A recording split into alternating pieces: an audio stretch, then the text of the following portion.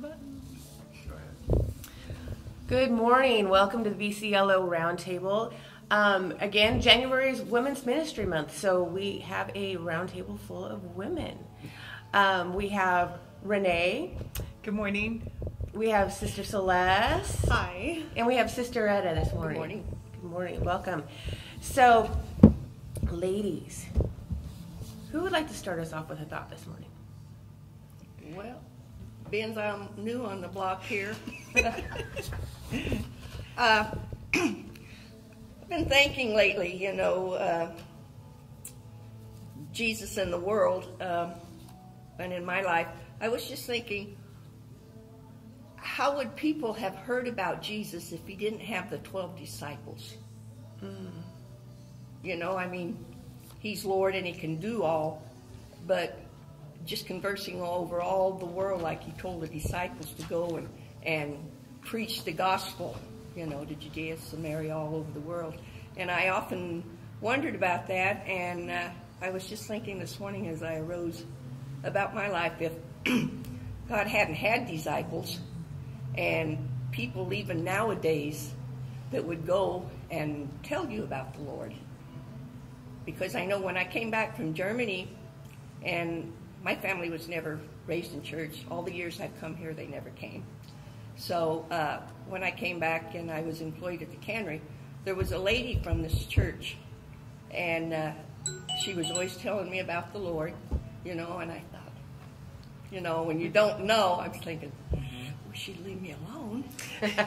But, Clara Hicks, and she just kept after me, so I thought, okay, I'm going to come to church to get her off my back. That was my saying, Yeah. You'll show her. She didn't really hamper me, but it was just the idea of me not really knowing anything about it. And then her continually every day she would say something. So I said, okay, Clara, I'll come to church. Okay. So I think it was November the 7th, 1967. I came and, not knowing anybody. And the Lord got a hold of me that night. Well, I don't know if I got a little scared or what, but I kind of buzzed out the back door pretty fast. And she caught me in the car, and we started talking, and I said, yeah, I know.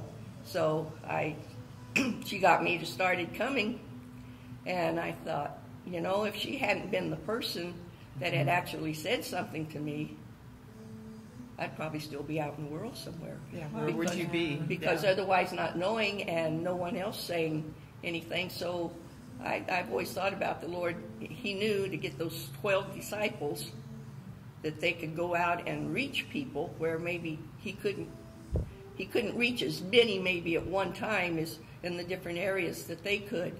So I've always felt blessed that somebody had come to tell me, and that's what I'd like to do. There's so many people out there, even where I live. I've mentioned it to different people, but how they look at you. Well, I don't know, but you just live the life before them and just pray that God will touch their hearts and bring them in. Yes. So this is where I'm at today, and I'm still here. Absolutely. That's awesome.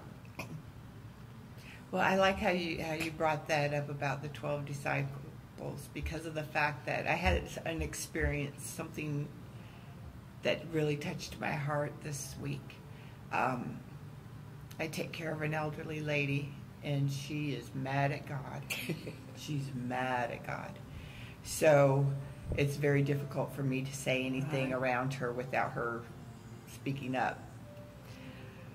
Well, I was walking her little dog, and this lady that lives in the park called me over. She saw me, looked out the window, and got out of her house, and she's like, come here, come here. And I'm like, I'm like, okay. And so I'm walking towards her, and she's like, come closer. And I'm like, okay. So I get closer, and she's like, come over the rocks. Come over here. I want to see you up close. Mm-hmm. So I'm like, okay. So I do that, and she says, I have a message for you. And right then, you could just feel the Spirit. And I said, for me? And she says, yes. She goes, I see you all the time. And she says, I just love your smile. And there's something about you. She says, there's something about you. And I have to tell you, she says, you're a good person.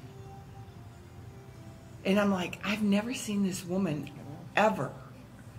And she's talking, and a lady comes out behind her on the front porch, and she goes, she has dementia. Don't listen to her. And I'm thinking, no. I'm going to listen to her. Because nothing is a coincidence. No. God had her give me this message that I needed desperately. And just a couple of kind words like that. And I took it and I'm like, thank you, God. Thank you. Yes. I needed that. And he knew I needed that. Right. And he brought that to me through a stranger. At the right person at the right time. Through a stranger. So I'm excited. I'm bawling. I mean, I got tears rolling down my face, and I'm pulling this dog. Come on. You know, get in the house. And she's like, what is wrong with you? And I said, you won't believe this. So I tell her, and she's listening, and she's like, wow. She says, that does sound like it was a message from God. Yes. And I was like, got my foot in. This is good. So, a couple hours later, she goes, oh, look what came in the mail. I got these devotionals. I don't know what to do with them. You want them? I said, hey, let's do them. So we sat down, and while she was eating, because she couldn't get up. Captive audience. And we did 2 devotionals. Because one out of each book. And I said, I left them on the counter, and I said, this is what we're going to do every day when you have your tea and I'm drinking my coffee and we're talking about what we're going to do today. She goes, okay. Wow. And I'm like, That's a start. Yes. it's good. God is good. I mean, because I was trying to figure out what I was going to do to get in here, but I had to let God take care of it and work through me in order to take care of it. It wasn't my doings at all. But it was all started from that little message that I got.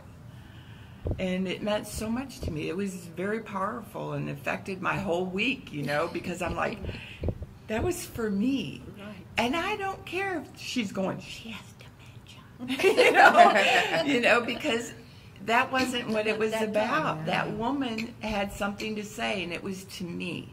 That's great. So, you know, I'm very thankful. I'm very, very humble. I'm very humble for So cool. Yes. Anyways, that was my week. That's a good week. Yeah. We just don't know how God is going to move sometimes. I mean, he does the miraculous, and he does it in ways that we can't conjure up. We are not smart enough to move the way. Right. We don't have that ability to put all those pieces together. And that's what he does. He's constantly amazing us and showing his glory and his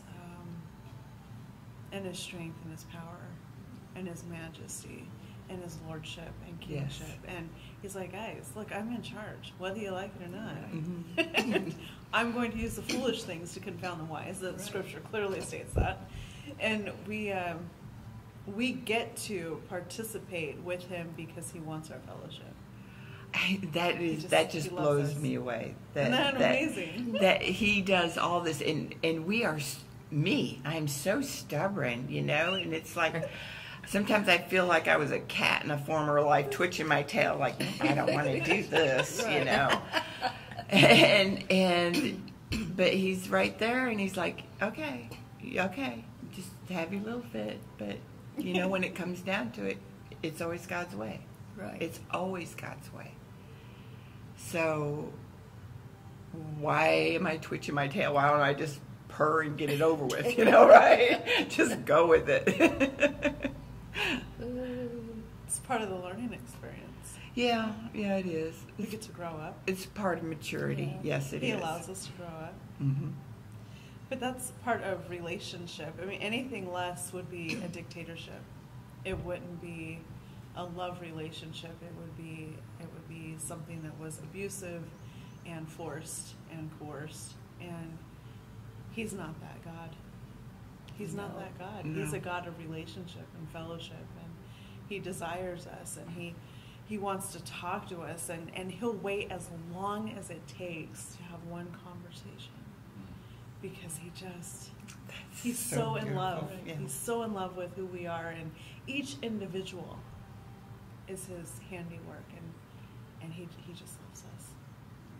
Yes, Well, he no, does. Oh, but we don't look at it that way. We look at it through our worldview, or we look at it through our politics, or we look at it through our abuse sometimes, or we look at it through other relationships, and we measure God according to what we understand instead of through who he is.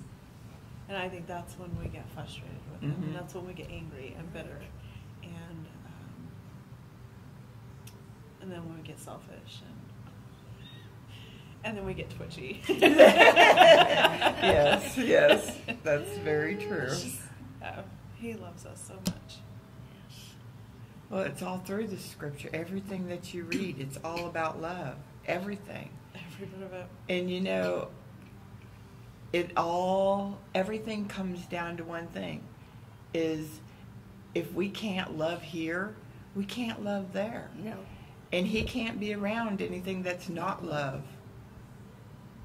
So it is so vitally important that when that person slams their brakes in front of me, that, I get mad at them and stuff, and like, ugh. But, I have to love that person. I have to love the person that I don't particularly care for, or their style of clothes or something like that. They're all God's children. Everybody is. And we have to love them. And it's really something difficult sometimes for me to wrap around how much love God has, that he wants us to be like that. It's a lot. And it's like, that's where I find that Satan has the biggest hold, is because he knows that if he can stop us from loving, he can stop us from having our relationship with God. It is. And right now, one of the biggest lies in the world is that everybody can live to their own will, to their own way, to their own preferences, to their own, and be harmonious. They honestly believe that that is possible. And that's one of the biggest lies the world has right now. Yeah. A conversation I was having yesterday with one of my friends at church yesterday. We were talking about how sometimes, well, not sometimes, we have here, especially in the United States, we have this way of looking at everything like one big menu. You get to pick and choose what you participate in. And we were talking about how other countries, other nations are more service-oriented, whereas we have the right to not hurt anybody. All of our laws are about not harming someone else. Look, don't do this, don't do that. There's nothing that says you have to do this. There's no service-oriented anything. It's not pushing us towards each other. It's keeping us separated, keeping us in our own box sometimes, where keep your hands to yourself, keep your arms and legs inside the right at all times, and we'll all get along just fine. And you've got this menu of options that you can participate in, but we're not going to require it. And God's saying, hey, I want you in the middle of everything. I want you to get involved. And we're kicking and screaming half the time. We don't want to get involved. We want to stay away from what hurts, and we want to isolate and shelter in place. Is I think people, they didn't like it at first, and now we're all having a problem coming out of our holes a little bit. We're like, it's culture shock, and I feel like I've been a hermit for the last 2 years. Well, guess what? God still requires you to love your neighbor and get along with people, and that's still there. It's not going away just because we've gotten used to being so separate. Right. Oops. Now more than ever, we have to. I think for me, I've always been a real independent person. If I can't do it myself, forget it, you know. I don't need any help, and I think that was part of my problem with God, you know, because he wants you to look for him, you know, for the answers and stuff, and I used to say, nah, if it's not going to happen, I'm not going to worry about it. And I think that was, like you're saying, each one of our big problems was letting go and letting him take over, you know, without me getting in the mix and really stirring things up and, as they say, falling by the wayside. So that's one of the lessons I really had to learn, and sometimes, you know, he has to really humble you to get you down to that point, and I've been there a few times, but I sure appreciate it knowing that where I am and knowing that I'm in his hands, you know, all things are possible. It may not all be roses, but at the end, we're going to come out winners. Absolutely. Yeah. One thing that I really enjoyed yesterday was the fellowship that we had, the women in the church and stuff. I wish you could have been there. Yes. You were there in spirit. Yeah, but I felt that there is a unity and a strength that's coming out of this church, and I am so excited to be a part of. Yes. One thing that I really liked, the fact that we were making plans on outreach, which, you know, that's the whole thing about the church, is we should be outreaching, we should be talking to people, and I tend to not talk to people. So it's easier and safer to be by myself. That way I don't have to deal with anything, and everybody has to deal with anything, and we're good. But that's not what it's about. You know, it's about getting messy. It's about being with other people and learning to communicate and tell them about Christ. I mean, that's so hard sometimes for me. You know, just to say, hey, do you know Jesus? Why is that so foreign? It shouldn't be foreign. It should be something that's so easy that it's what I'm trying to learn. Yes. And I feel that with the women in the church, I get so much from each and every one of you that it strengthens me. So I just want to say thank you. I do love everybody in this church. It's a good place to be. Big family. It is. It is a good place to be. Right. And I feel so encouraged when I am with everyone. It's an awesome church, and the fellowship is just on point right now. Mm-hmm. It's so nice. Yesterday we were at the women's breakfast, and somebody had pointed out there's 12 of us, like the 12 disciples. And they were like, we're all gathered around the table, and this whole thing. And I said, imagine the 12 disciples when they were gathered around the table with Jesus. Right. They have seen his miracles. They have seen him walk. They have seen him talk. And they still don't get it.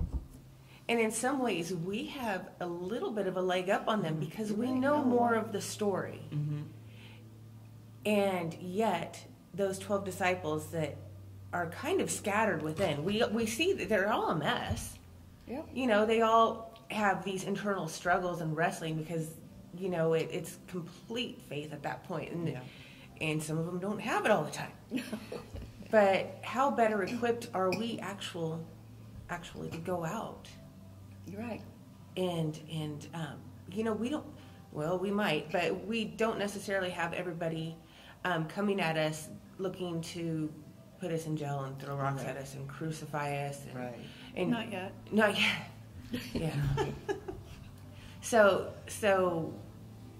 we are equipped. We don't have to recall on the questions that are the personal accounts, which personal accounts are fantastic, don't get me wrong. Yeah. But we have the personal accounts of many people here that we can share. Mm-hmm. So the 12, we're better than the 12. We're the 12 multiplied, because the 12 went out and made 12, and then they made another group of 12 and another group of 12, and it's carried on to where, you know, we're just getting stronger and stronger and stronger. Mm-hmm. We don't realize it, but that strength is there, and God is for us. And now we have the Spirit, and we have some You instructions. got the roadmap. Yeah. Yes. So in essence, we're a little better off than the Yeah. original 12. Yeah. More equipped. Should be. Absolutely. We have all the tools. Sometimes we don't use them. More often than not, we don't use them. He's like, Right. look, guys, I equipped you. I gave you everything. I gave you the Holy Ghost. And he said that you would do these things and greater. Yes. Yeah. What is up? What are you doing? I prepared you. And we forget that we have all of those tools in our backpack. Reminds me of Dora the Explorer. Anyway, whatever. I do this to my kids. Get us a jump start. Backpack. Anyway, but we have all those tools. We have everything. He has equipped us. He's faithful for it. And when we come to a situation where we feel like we don't know what we're doing, or we're getting ready for something, like you showed up this morning, you're like, I don't know what I'm doing here. Well, okay. Honestly, the Lord needs you here. He's Yes. equipped you to be here. He's equipped you to talk about it. And when we get together and we start talking about stuff like this, even just like this, we are testifying to one another. We are Right. lifting each Yes. other up. There's encouragement. There's edification, sometimes correction. But that doesn't happen unless we are communicating with each other. That kind of sharpening doesn't happen. Iron sharpens iron. And so we have to be around each other. That type of fellowship is God ordained. Right. We are the body of Christ. We are not the finger of Christ. We are the body of Christ. And all members working together. That's right. right. Uh-huh. And we need each other desperately. We just do. We need that type of fellowship. I need you guys. Yes. I need you Absolutely. desperately. Yeah. We need each other. Yeah. In any limb that's severed, you try to cut yourself off, Oof. you're going to die. Right. It's not good. But all of that stuff is so modeled in nature and the way we are built and created. And I swim. I don't like water. I hate water. But I swim. And in fact, I have a full face snorkel mask that I swim with in the pool. That way I can put my head down and just go. And I'm breathing oxygen. I don't have to worry about my breathing pattern. I don't have to worry about anything. So I get in the pool, center lane. And the other morning I was swimming, and it's really funny. I love the freedom of being in that pool by myself, but it's actually kind of terrifying. I'm like, okay, what if I have a heart attack, a stroke, a seizure? I'm drowning. We concentrate on the worst parts of it, and we kind of panic a little bit. I'm like, okay, breathe. You have to breathe. You're fine. It's 5 feet of water. Shut up. You're fine. But I'm in there, and I'm in the middle lane, and it's really easy to swim at that point because it's just me. I'm not fighting anybody's current. I'm not fighting anything. There's 3 lanes, and it's so free. And the second someone steps into the pool, you can tell that instantly the wavelength changes, everything, and you're like, crap, it just got, I'm sorry, I don't know. It just got harder for me to swim. You're in here, you're messing around, you're kicking too hard, you're doing this, you're doing that, and I'm thinking, but I'm getting a better workout. There's a story. There's a lesson. Yeah. I'm fighting the current. I'm fighting something else, and it's benefiting me.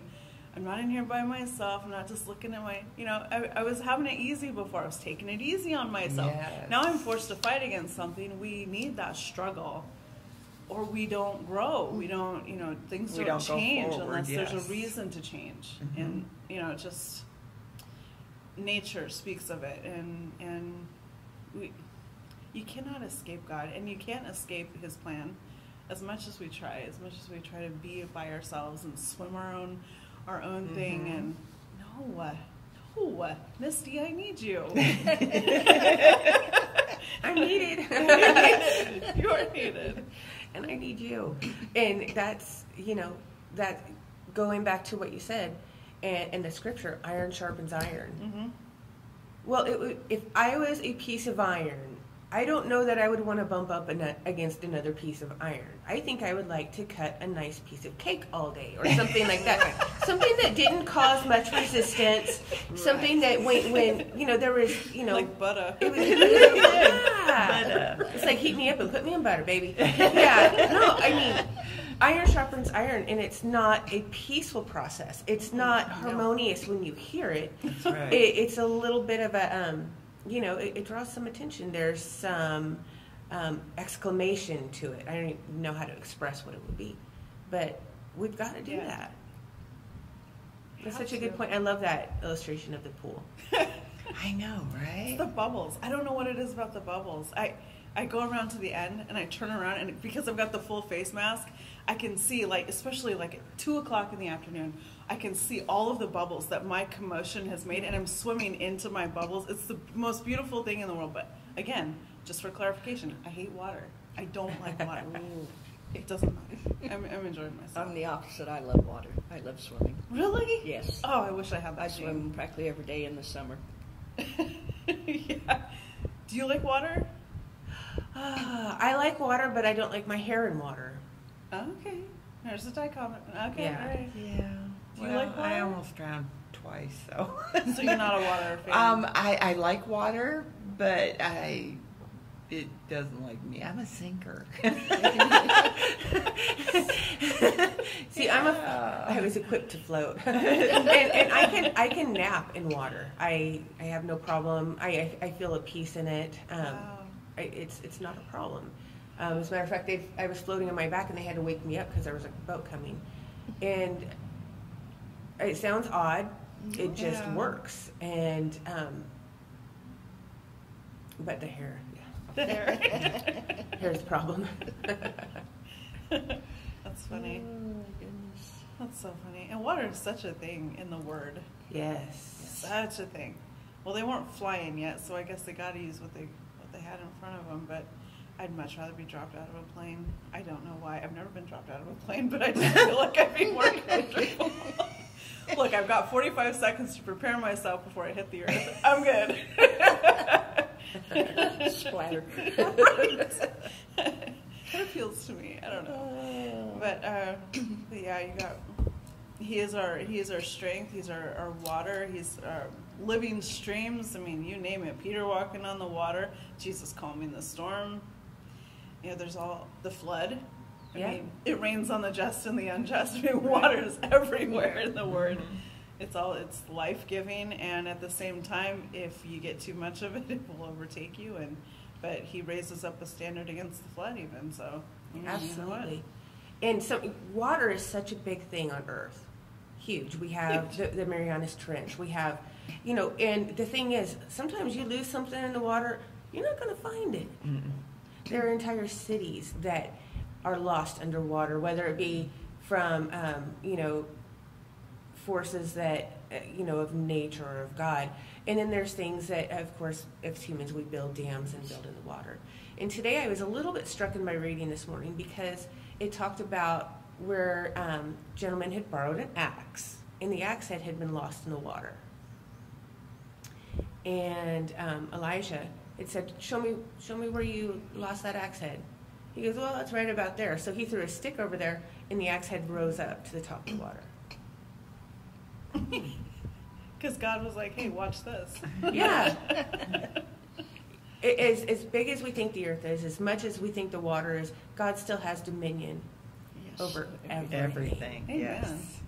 Everything. That was good. That is good. Mm-hmm. Where is that found? That's in Kings. Kings. Fred said, ladies, if we don't have water, we can't go on cruises. That's right. That vote would Tell be Fred, silly why to isn't be he on. here sitting at the table? This is Women's Month. Oh, okay. He's got comments. Peanut gallery. Good morning, Fred. Oh my goodness. That's true.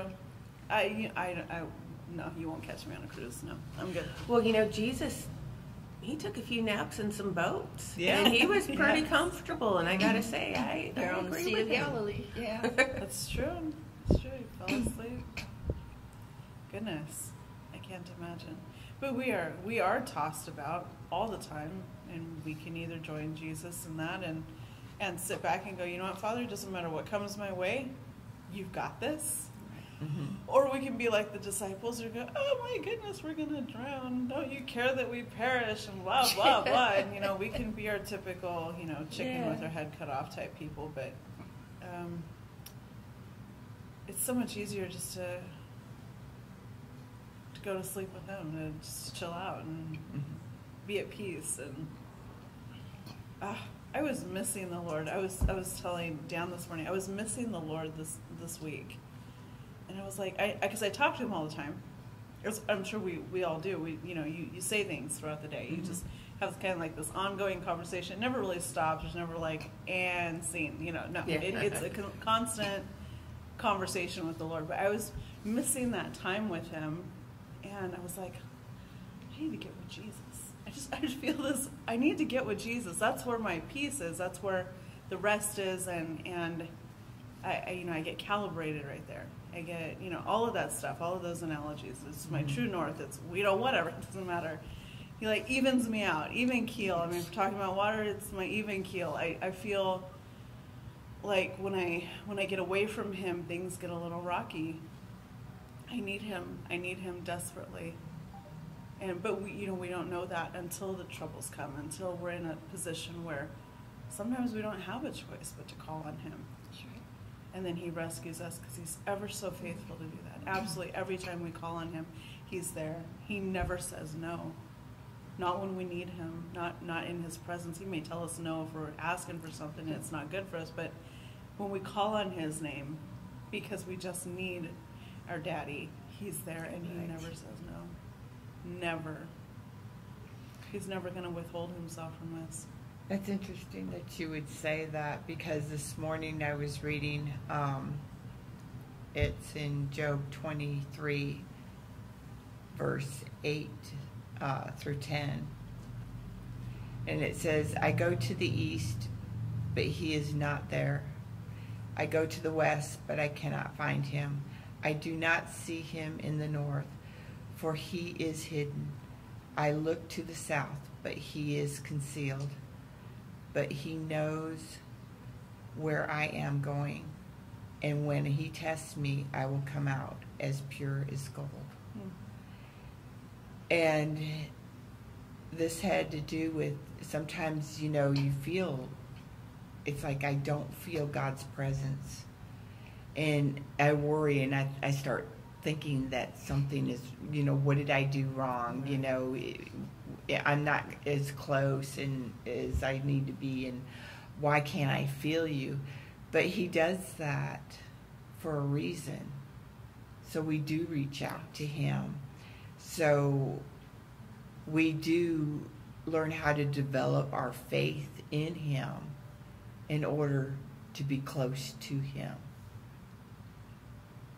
So that really was a big impact on me this morning when I was reading that. And to be in his presence is so amazing, so calming and gentle. So I totally understand what you were saying about sometimes you just need that Jesus time. You just need it. You just need that Jesus time. Yeah. Because there was a time that I thought I could do it all by myself, where I preferred that.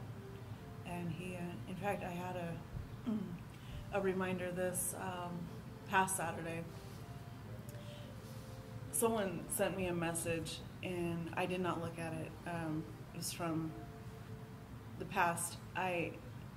It's weird when 20 minutes earlier I had been thinking in my brain, I feel so confident in the Lord right now. I feel freedom to minister to people, freedom to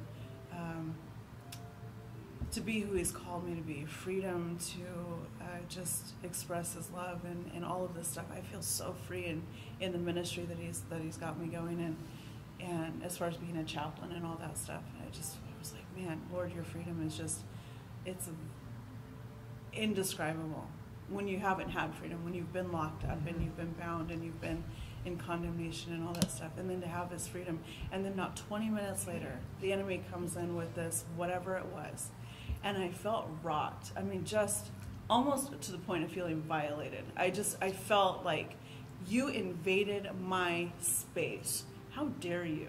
How dare you come in and even think to remind me of anything. No, you have no rights. That's really, it wasn't against the person. It was just, I knew it was an attack from the enemy. And I called up my friend at that point and I said, hey, this is what's going on with me. She's like, you know what that is? We got this. Don't worry about it. I'm like, goodness. But the enemy, he likes to come in and he likes to mess with us and tell us that we weren't, that we don't have what it takes, and we don't have the right, and we don't have the freedom, and we don't have the, all that stuff, and that's just not true. Yeah. It's just not true. Yeah, he hates us. Satan hates every one of us, and he would do anything and say anything and create chaos to destroy us. Everything that he can. But then we have a loving God that lifts us up. Yes. That all he is love. So, yeah, it is totally amazing on what the power of love can do. And relationship. Proper relationships. Exactly. Yeah. Absolutely. Well, ladies, it's about 8:30. Wow. Already. So 8:31. Oh my gosh. 8:30. Yeah. So a great conversation. Etta, I never knew that Clara was the one that invited you, and that's how that started. So that's how it started. Yes. I'm very thankful too. I got a lot of questions. I'll ask you later. I know. I'll say that the next time. Yeah. And, we had some really, really great conversations today. And I think that a little iron got sharpened today. And some thoughts and ideas were expanded. So, again, Women's Ministry Month. Next week on our round table, we will have another group of 4 women. Please, please check them out, support them. If you're a woman from Vclo, you want to be on the round table, talk to me, talk to Dan, talk to somebody, and we'll get you somewhere and get it talked about. And for now, we would love to see you at the service. It's going to be 9:45-ish. And come expect great things. Yes. Thank you so much. You have a good day, and we will see you soon.